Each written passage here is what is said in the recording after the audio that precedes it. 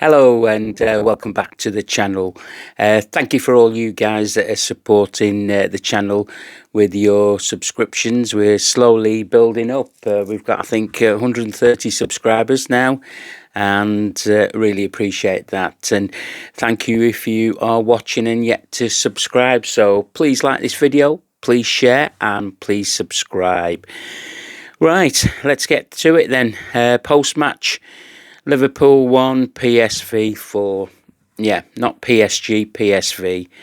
I was at the game last night, as you already know that. Yet another heavy defeat for the Reds. That's 10 goals conceded in the last 3 games, and we've scored 1. Alisson reported ill yesterday morning. So Marmadashvili between the sticks there. Jones went and played right back, and it was Ekatike up front instead of Isak. Look, I'm going to tell you how it is, the way I saw it last night, and then we can delve into talking about the head coach again, and obviously the players. The Reds started slowly for me. I was on the halfway line in the lower Kenny. I could see the shape. Marmadashvili touched the ball in the first 3 or 4 minutes more than any Liverpool player, but there was no press on him at all, and he was clueless as to what to do with the ball. And that got the crowd up. They started raising their voices, telling him to hurry up.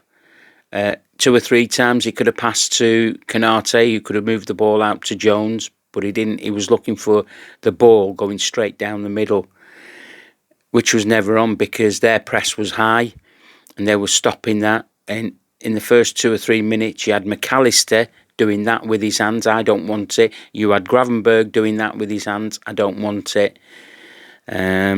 Yeah, it was a bit of a shambles. And then they get a breakaway down the left-hand side. There's Gravenberg there trying to deal with the ball. Jones tries to deal with the ball, misplaces it. Their player gets onto the ball, runs down the touchline, the byline, should I say. Konate out for the corner. And you could just like not drop a pin, but the silence,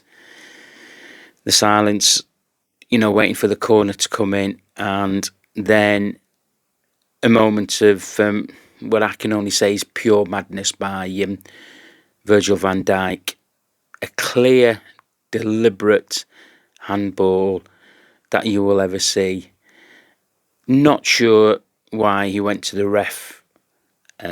He was lucky he wasn't booked, if I'm honest with you there, because you just don't have... He's 6 foot something. And he wanted to become an all-star basketball player. Absolute. As soon as he did it, my hands... and my head was in my hands. And I just... I just knew it just was thinking to myself, crikey, this could be a disaster, this, because of what's happened. 1-0 penalty, taken well. Marmadashvili goes one way. They score, ball goes the opposite way. Again, the Reds are chasing a game in the first 10 minutes of a football match. We get back into the game because Gakpo has a shot. Keeper parries it out, and it's a nice side-foot finish from Slobosly. And here's my first take on this. Dom Slobosly scores the goal. No reaction from the players. It was a case of get the ball and let's start. No reaction, no celebrating that goal. You've scored a goal. You haven't scored a goal in however many 100 minutes. Show a bit of, show a bit of class, will you? Celebrate like if you've scored the winner. just to G up the crowd and whatever. And it was a case of little high fives, and that was it. And get back to the centre circle. Look, PSV played out with ease through our lines. They had runners that were wanting to run with the ball, and it was so easy to pass through our defence, especially the midfield.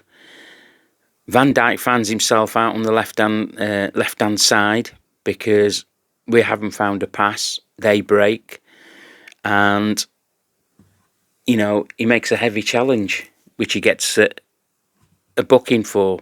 And as I said, he's lucky he didn't get a booked for the handball, for a deliberate handball, and yellow card. From the resulting kick, PSV score yet again. Goal is ruled out for offside, but yet again we do not deal with a set piece coming into the box. I saw Konate and McAllister arguing amongst each other, and then obviously the goal was chalked off for that offside, and it was close. Yes, it was offside when I've looked back on the replays, and believe me, I've watched a rerun of the game today, and as you know me, I always watch the games back if I'm at the ground, or if I'm doing a post-match after the day after. Ekitike had a good run into the box. I thought it was a clumsy challenge. It looked like a penalty to me. Ref didn't want to give it, and they nearly went up the other end with a nice breakout because they were quick. They were passing the ball slick. I bet they were thinking, we wish we could play on here every week. They were a good outfit. And I said in my pre-warm-up video that they're a good team. They've scored 50-odd goals, 20 of them in the last 6 games. And I was a bit worried coming into this game, if I'm honest with you. Really, really was. And another mazy run by Ekitike, saved by the keeper.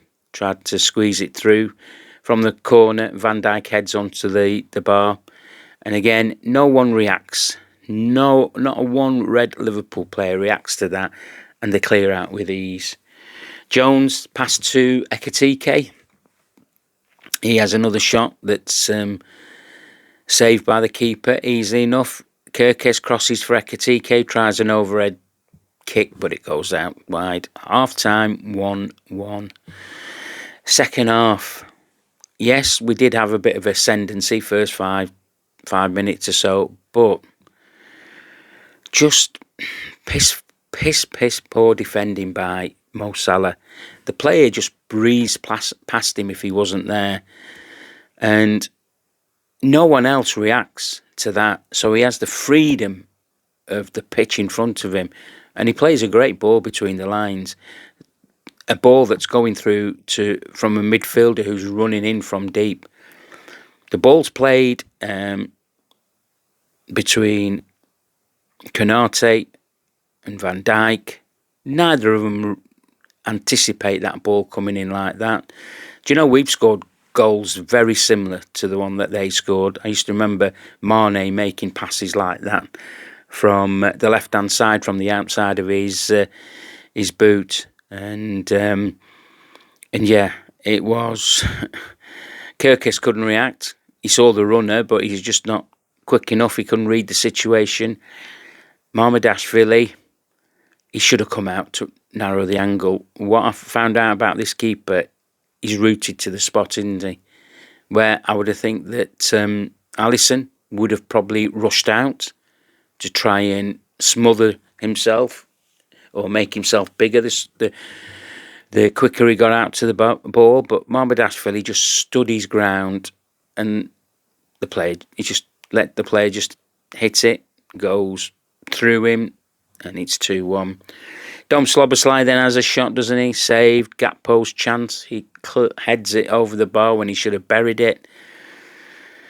Isak comes on for Ekitike because Ekitike's got injured, and I thought Ekitike did okay, but he went off with a knock. Hopefully he's going to be okay for Sunday. And then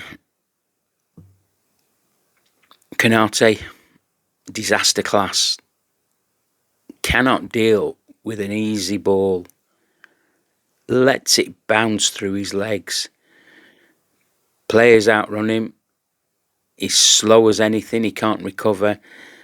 The player runs into the box. Van Dijk doesn't do anything. He doesn't engage or challenge the ball. The player gets the shot off between Van Dijk and Konate. Hits the post. We're slow to react again. They're there. 3-1. Honestly, it really, really was an absolute shambles, the way that third goal went in. And it was avoidable. Really was avoidable. And then Konate gets hooked off. Hauled off for Chiesa. Ryan Gravenberch drops into centre half. Yet again, repeat and rinse from Slot. Same thing again. Two midfielders playing in the back four. Isak looked sharper than I've seen him. He made a couple of good runs, carried the ball, but nobody was supporting him. He got a shot off. Chiesa, when he came on, he was busy.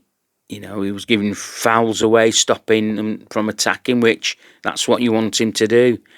He had one run and a shot, went out for a corner.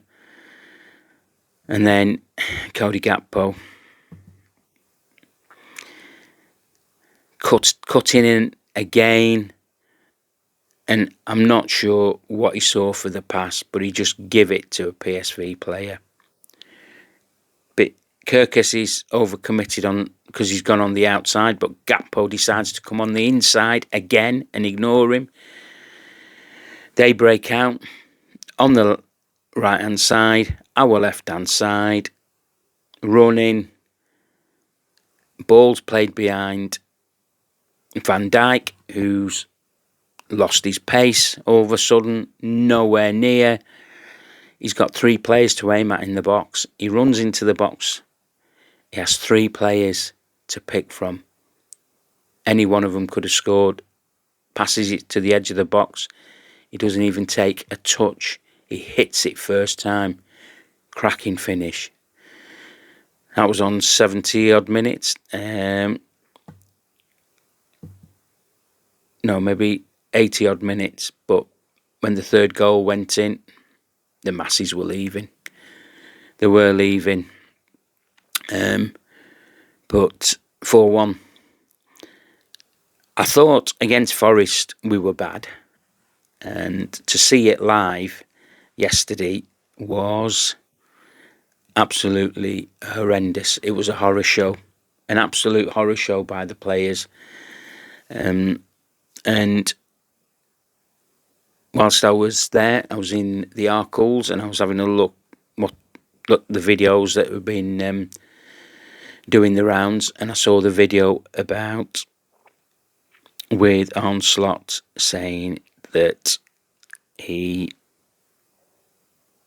looking for the solutions, but he hasn't found one as to why we are playing like this. This is the head coach telling whoever it was, TNT or a foreign channel, he hasn't found the solution. On this run, it's, 9 losses in 12 games. Sounds horrendous, doesn't it? Absolutely horrendous. So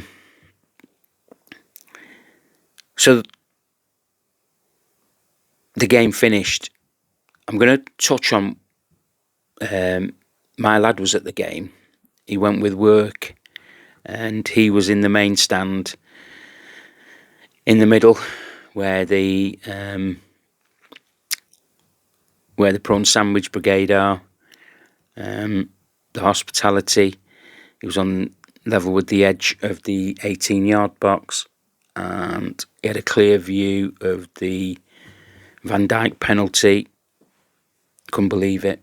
Couldn't believe that a captain of Liverpool Football Club would do something like that. So obviously I was driving. We had a conversation on the way home. I'll let you know about this conversation. In this car, there's a 30-year-old lad and a 60-year-old fella talking about Liverpool and what should be done. But before I get onto that, let me just give you what I thought of the players. Mohammed-Ashvili, I thought he was poor with his ball distribution, not moving the ball on quick enough. I think the goalkeeping coach that we've got in is a bit useless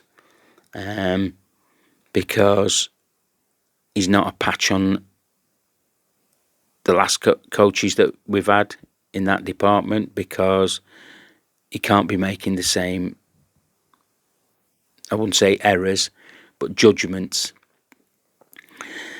As I said, that he could have come out and dealt with the third goal, the second goal, sorry, but he didn't. Curtis Jones did okay, but nothing brilliant. I saw his interview afterwards saying he was mad, he was this and he was that. He's angry. He wants to put it right. It's totally unacceptable. And yeah, but he was the one that was trying to hook the ball in the second half over a forward's head to pass it to Van Dijk. Never got anywhere near, and we were lucky to get away, and it went out for a corner. But he was trying to do his best. But do you remember me mentioning I want him to stop passing blind balls to Mo Salah?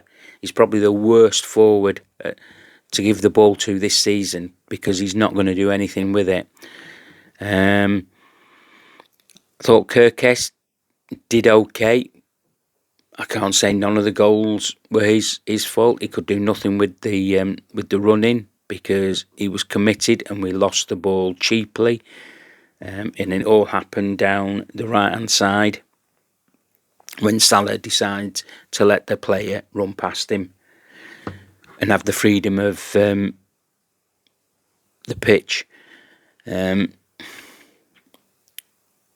Konate, there's no more to be said about this player. No more.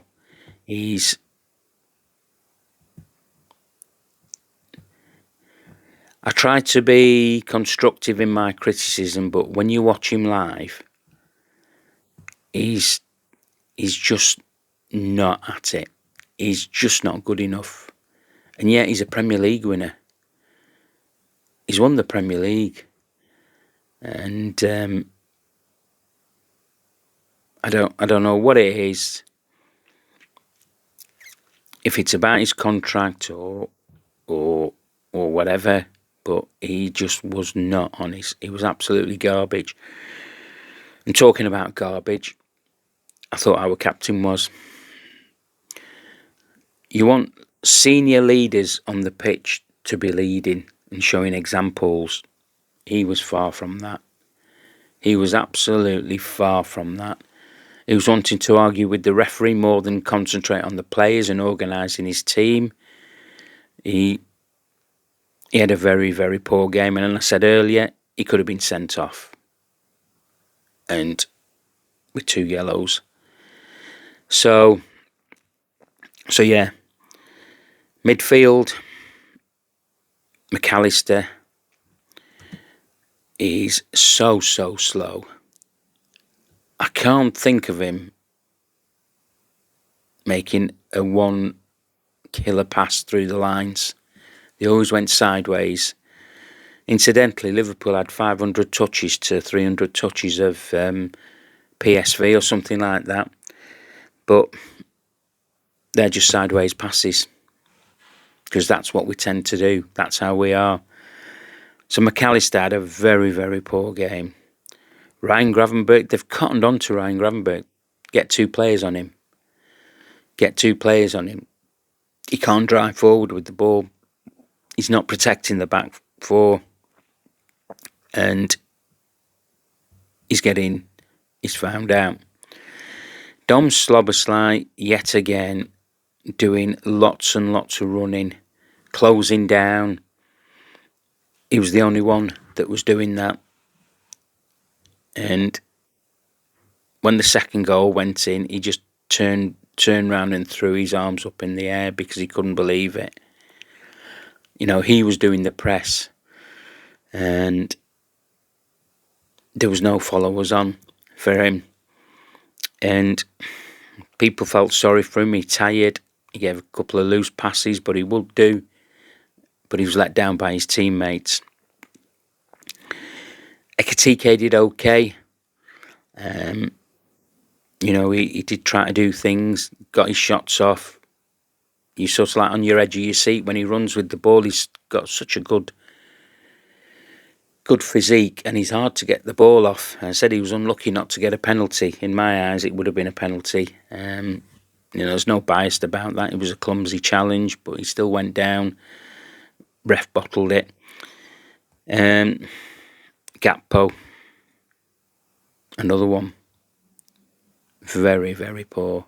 Absolutely very poor. It's probably the most I've seen him pass to Kirkes. But the time that we needed him to pass the ball to him, he didn't. He just kept on coming in.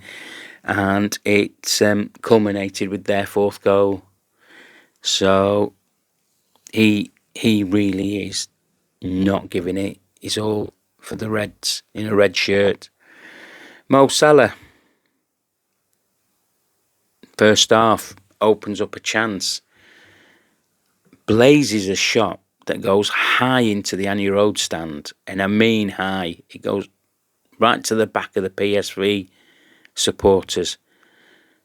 It was an awful effort, absolutely awful effort, when he should have just buried it.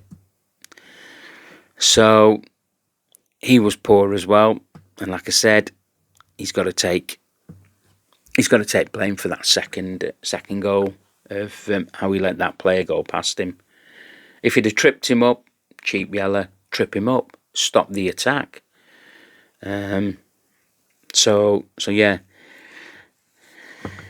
So I was saying, my lad and me were at the game, opposite ends of the stadium, so we got good views. Met up with him, walked down to where I normally park the car, and you listen to people talking, don't you? Because you're walking past them and you hear snippets of conversation, and oldies, young ones, everything was on the one subject, and it was Arne Slot should be sacked. Arne Slot should not be in charge against West Ham because he looked a forlorn figure in his technical area, and he was doing the same changes at the same time. When we go 3-1, 3-0, 3-1 down, he brings Chiesa on, holds Konate off, and you can hear all these conversations. And I was just listening to my lad because, as I say, he's 30, and he said to me, if you are doing this podcast, Dad, you better say that Slot needs to be sacked, because we were all saying it where I was. He has got absolutely no clue. I'm not bothered that he won the Premier League last season. It's what counts now. And I couldn't disagree with his sentiments, because he's right. And that's the age group. That's the next generation of supporters. And I've spoke to you about the generation of supporters. They see football in a different way to, I'm going to call myself an oldie. I hate saying that, but yeah, they see football. We've seen football a lot longer than them. We have seen the highs and lows. They have had a good 15 years of seen teams managed by Jurgen Klopp, and obviously last season by Arne Slot. So he wouldn't stop talking. He named the players. He thought Van Dijk has passed it. He thought Salah was rubbish. He just didn't think that there was... And this is a lad that's played, a good level of football as well, by the way. He said there was no organisation. He said the passing, the closing down, the pressing. He said he made a good point about Dom Slobosly, which he said that it's no good him running if nobody else is running. He might as well stay where it is, win the ball, and then he said we're not even running in tandem. Everything is slow. He said every time we won the ball back, he said the last player to get back onside was Mo Salah, and the midfielders are slow looking for a pass, and they couldn't see one, because where they wanted to play the ball, the pass just wasn't on, because Salah and Gakpo was doing it on the other side. They weren't getting onside for the balls to be played out to them. So the midfielders held the ball and were just doing little passes. He thought McAllister was so slow, and I mentioned that. I noticed that from where I was sat. And yeah, so he was asking me, how long do I think Slot's got? And he said, I need your honest opinion, Dad. So my honest opinion is, I think the conversation's already been had at Anfield with Hughes, Edwards, and whoever else is going to make the decision with Arne Slot about the results. And what tells me that? Body language. Body language from Slot on the touchline. His pre- and post-match press conferences, and I'll touch on his West Ham press conference because I watched it today, and yeah, so I think he knows when he's going. And this game again, I said the game against all the games I've said has to be a turning point. We have to play well. We have to do it. We have to kickstart our season. I said that with the Forest game.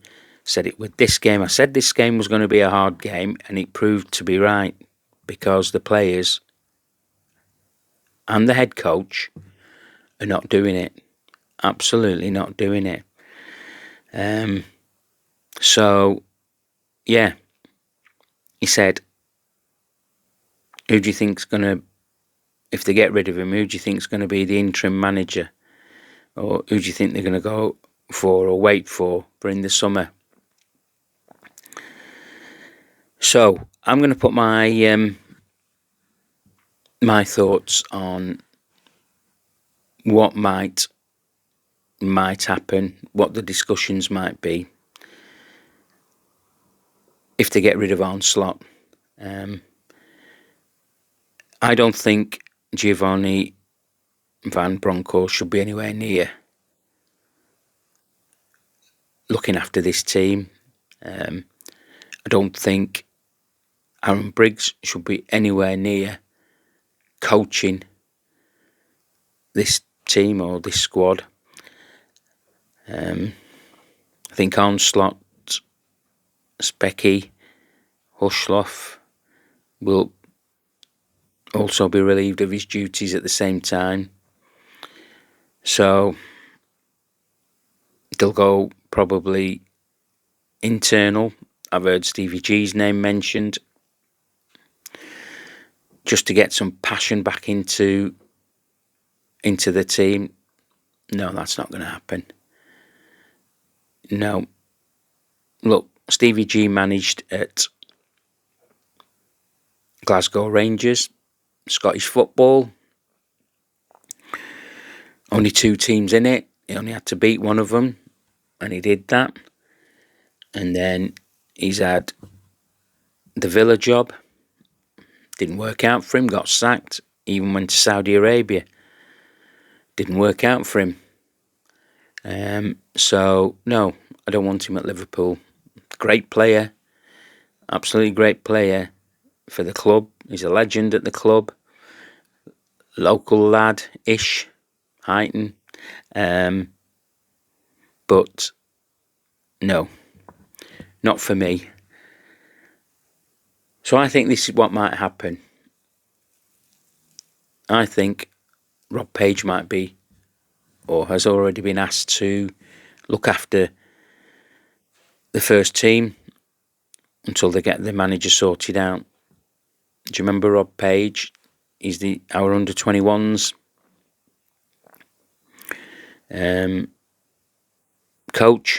coach, and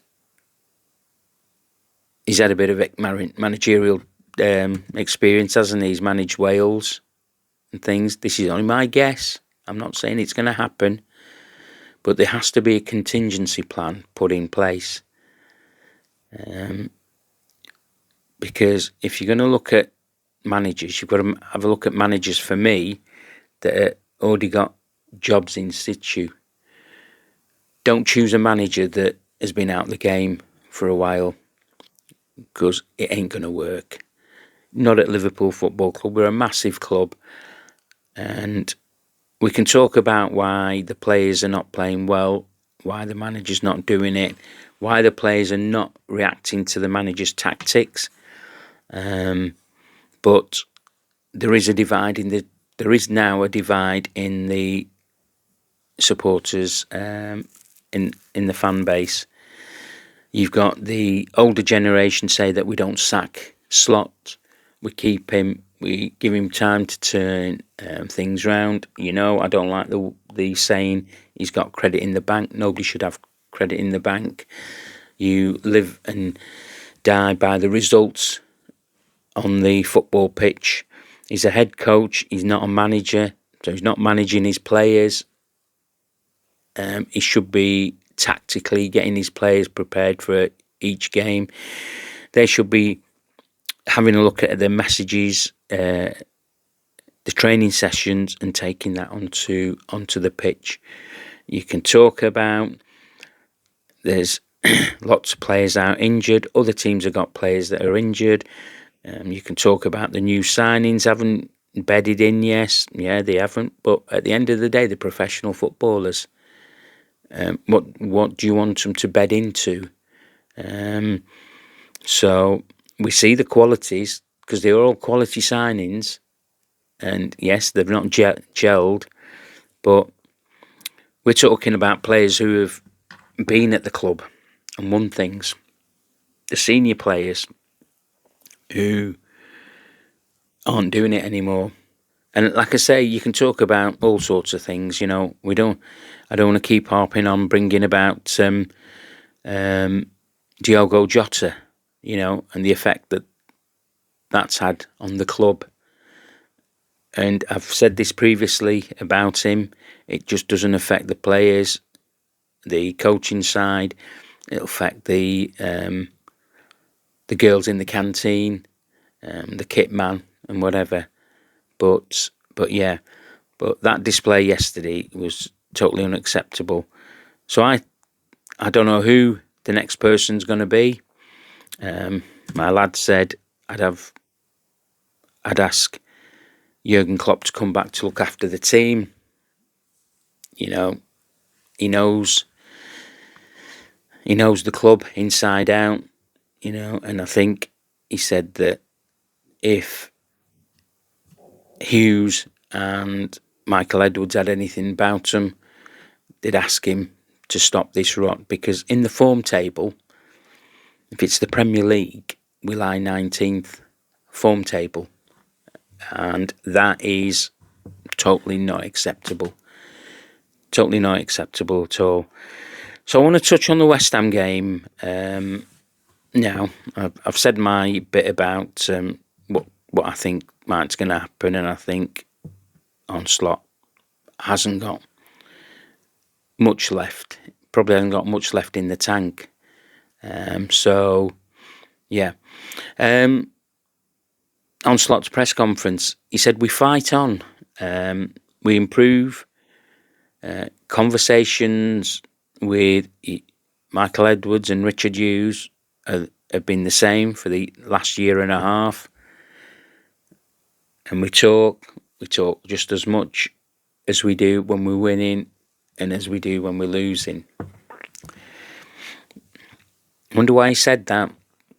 A bit of a funny statement, really. So he said, "Our standards have dropped in the team, and the team is not where it should be."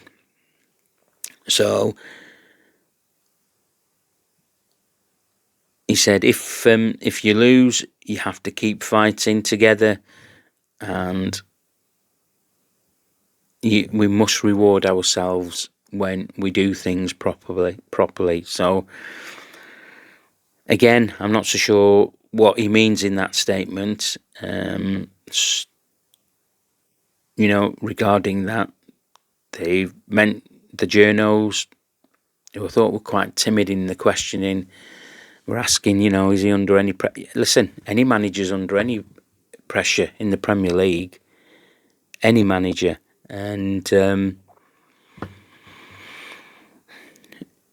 when you're the head coach of Liverpool Football Club, the pressure might be a bit more larger than any other club. But at the end of the day, it's the results that count. And if you're not producing the results, we'll get somebody in that can do those. He was asked team news. Alisson, who cried off because he wasn't well, he's back in training, so he'll be available against West Ham. Wirtz, he's in his last day at rehab. Today, is it, or tomorrow? So he could be involved. Hugo, it's not as bad as it first looks. Asked about Nuno Espirito Santos, he said he's having an impact at West Ham. They're a tough team to beat. We definitely need to be ready going down there for this challenge. So he already knows it's going to be a difficult game.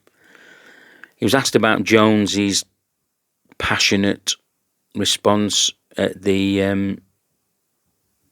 for one of the interviews. He said, "I've not seen it."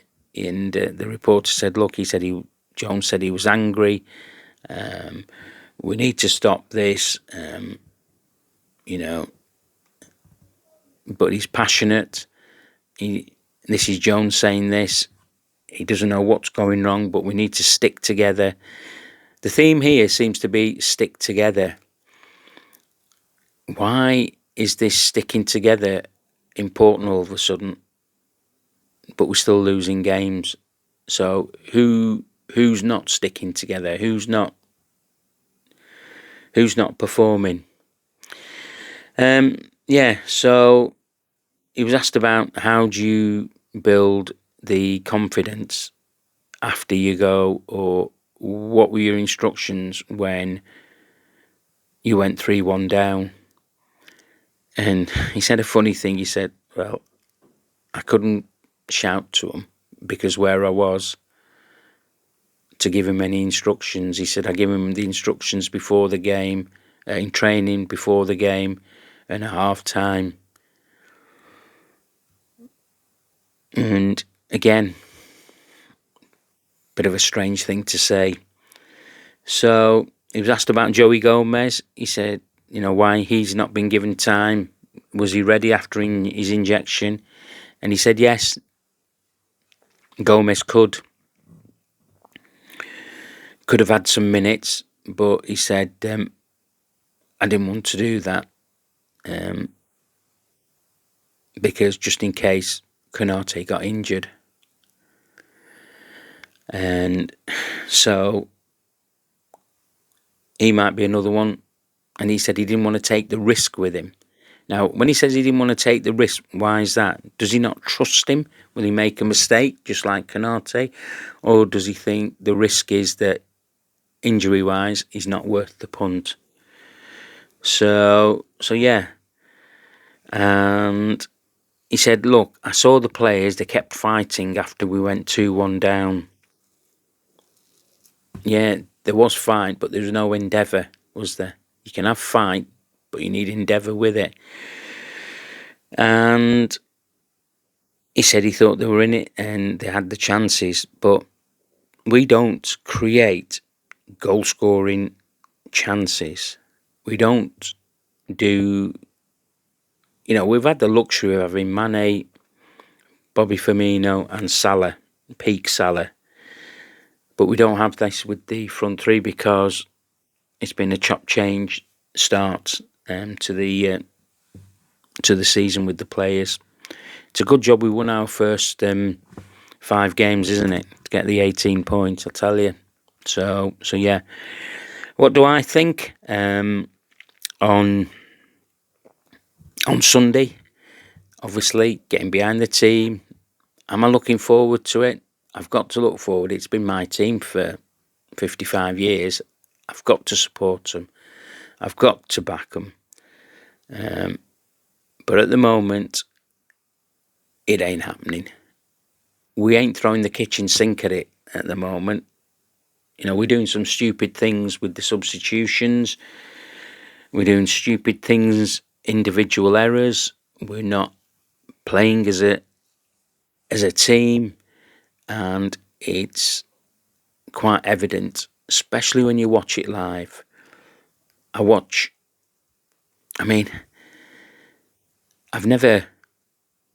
shouting for Cody to do things. I was shouting for Curtis to do things. I was shouting at Curtis, get the ball off the midfield, get the ball. Ryan Gravenberg was getting it. Don was getting it from the left-hand side. They should have been passing it out to Curtis. Curtis was stood there waiting, and then the ball went back where it came from, and then Curtis goes like that with his shoulders and does this with his head. Curtis, you've been playing long enough. You should be screaming and shouting at him to get the ball out there to you.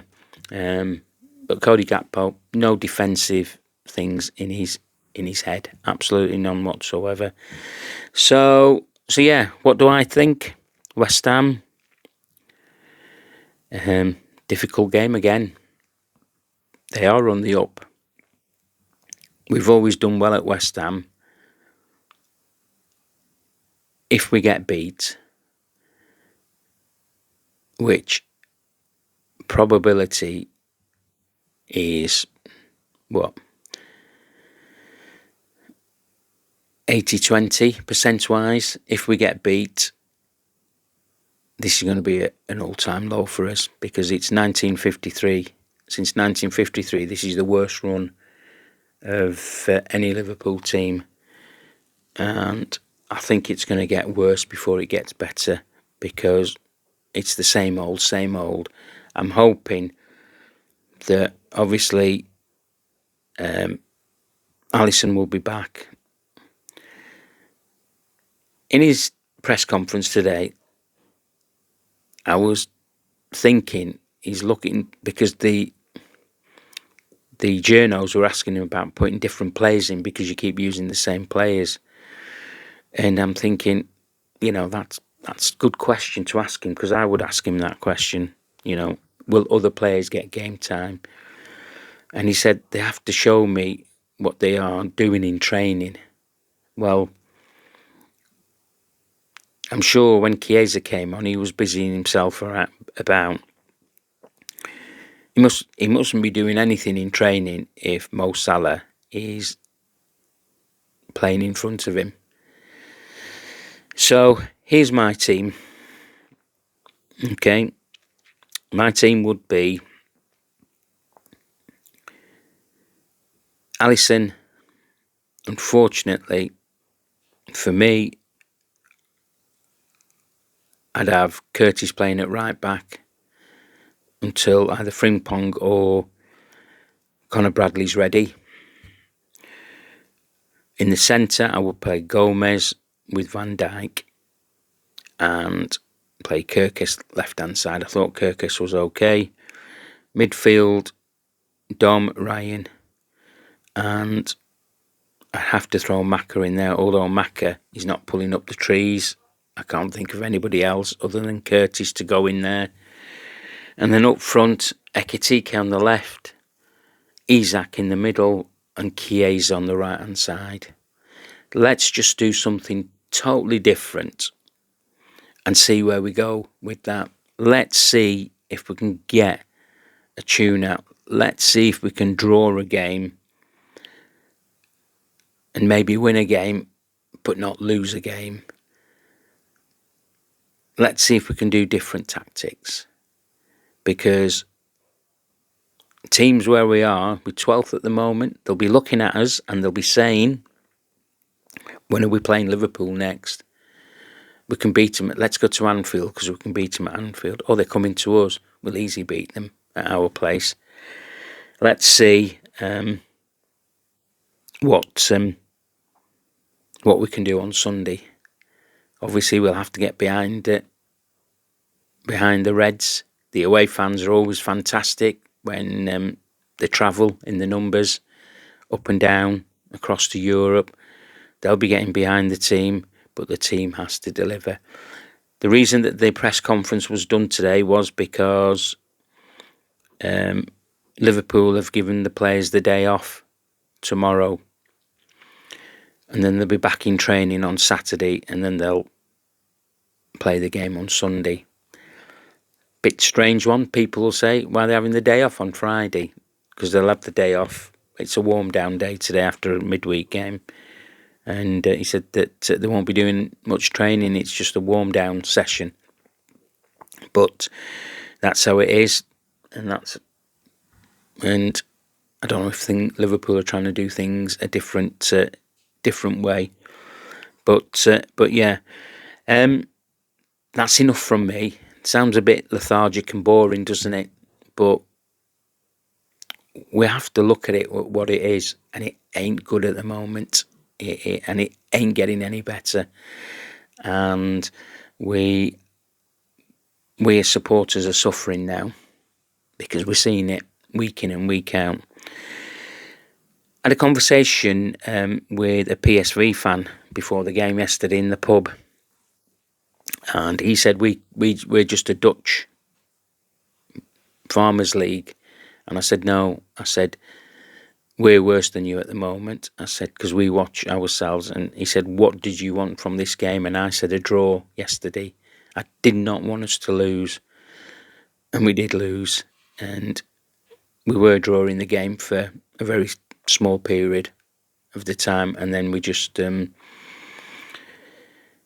went off it in the second half. And he said, I hope then, that he said a draw would be good for us, but I think that you will beat us comfortably. That's what he said, and that was a PSV fan.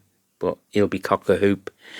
When he was going back home to Holland, he'd have been cock-a-hoop with that display. And yeah.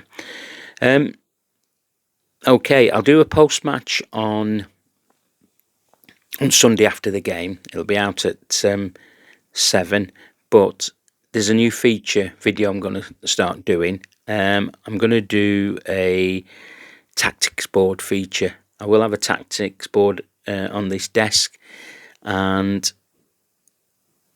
because I always talk to you guys about me being coach and a manager, I'm going to give you my lowdown on where the mistakes are happening in this run and why they're happening and why we are not pressing properly. So I will go into my loft and get my old tactics board out that I used to use, and we'll do one of those, and it'll be a, whatever they call it, is it a dive, something, at team play. Okay, if you enjoyed this video, thank you. Please like, please share, and please subscribe. And I'll speak to you on Sunday after the game. Take care. Up the Reds.